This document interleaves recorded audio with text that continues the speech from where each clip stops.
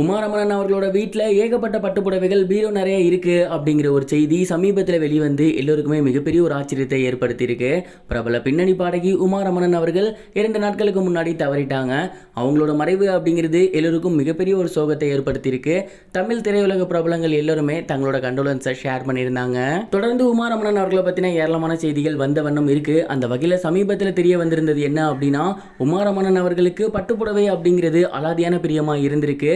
அவங்க அதனாலேயே அளவுக்கு அதிகமான பட்டுப்புடவைகள் வாங்கியிருக்காங்க. அவங்க எங்கெல்லாம் பாட போகிறாங்களோ அப்போல்லாம் புதுசாக ஒரு பட்டு சேரீ எடுத்துருவாங்களாமா. அவங்களோட முதல் சம்பளத்தில் வாங்கின பட்டுப்புடவை கூட இப்போ வரைக்கும் அவங்களோட பீரோவில் பத்திரமாவே வச்சுருந்துருக்காங்க. மோஸ்ட்லி அவங்க காஸ்ட்லியான பட்டுப்புடவையை தான் உடுத்திருக்காங்க. ஏன்னா நிறைய ஷோஸ் போவாங்க.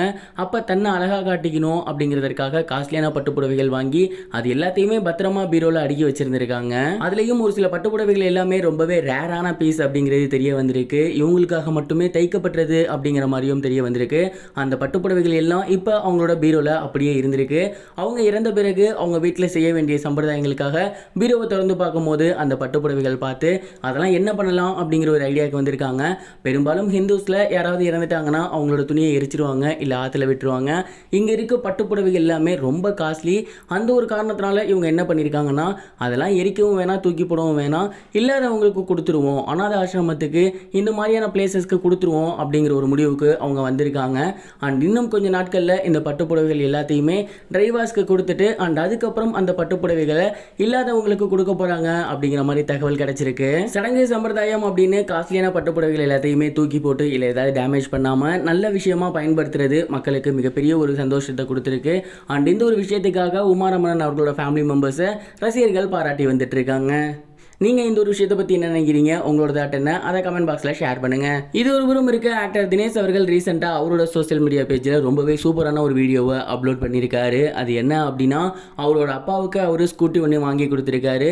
அண்ட் அந்த ஒரு வீடியோவை தான் அவர் அப்லோட் பண்ணியிருந்தார். அவரோட அப்பா அவருக்கு எவ்வளோ பிடிக்கும் அப்படிங்கிறத பிக் பாஸில் இருந்த டைமே அவர் ஷேர் பண்ணியிருந்தார். அவங்க அப்பாவுக்கு ரொம்ப நாளாக ஸ்கூட்டி வாங்கி தரணும் அப்படிங்கிறது அவரோட ஆசையாக இருந்திருக்கு. அந்த ஒரு கனவை இன்றைக்கி அவர் நிறைவேற்றியிருக்காரு.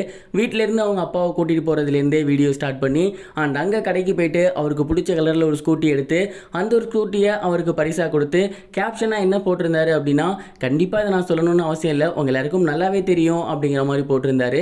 அண்ட் இந்த ஒரு வீடியோவுக்கு ரசிகர்கள் மத்தியில் லைக்ஸ் குவிஞ்சு வந்துகிட்டு இருக்கு. அண்ட் ரொம்பவே எமோஷ்னலாக இந்த ஒரு வீடியோ இருந்துச்சு. தினேஷ் அவர்கள் பிக் பாஸ் முடிஞ்சதுக்கப்புறம் கண்டிப்பாக நிறைய படங்களில் வருவார், அப்படி இல்லைனா சீரியல் ஒர்க் பண்ண ஸ்டார்ட் பண்ணுவார் அப்படிங்கிற மாதிரி எல்லாருமே எதிர்பார்த்துக்கிட்டு இருந்தோம். ஆனால் இப்போ வரைக்கும் அவர் எந்த ஒரு படங்கள்லையும் கமிட் ஆகலை, சீரியல்லையும் கமிட் ஆகலை. அண்ட் சோசியல் மீடியாவில் தான் ரொம்பவே ஆக்டிவாக இருந்து வந்துட்டு இருக்காரு. அவர் ஆசைப்பட்ட மாதிரியே கூடி சீக்கிரத்திலே ஹீரோவா வரதுக்கு நம்மளோட சேனல் சார்பாக வாழ்த்துக்கள் தெரிவிச்சுக்கலாம். இதுவரைக்கும் கனெக்டிங் டிவிக்கு சப்ஸ்கிரைப் பண்ணனா மறக்காம சப்ஸ்கிரைப் பண்ணிக்கங்க. உடனடி அப்டேட்ஸ் பெறுவதற்கு நோட்டிஃபிகேஷன் பெல்லையும் கிளிக் பண்ணிக்கங்க.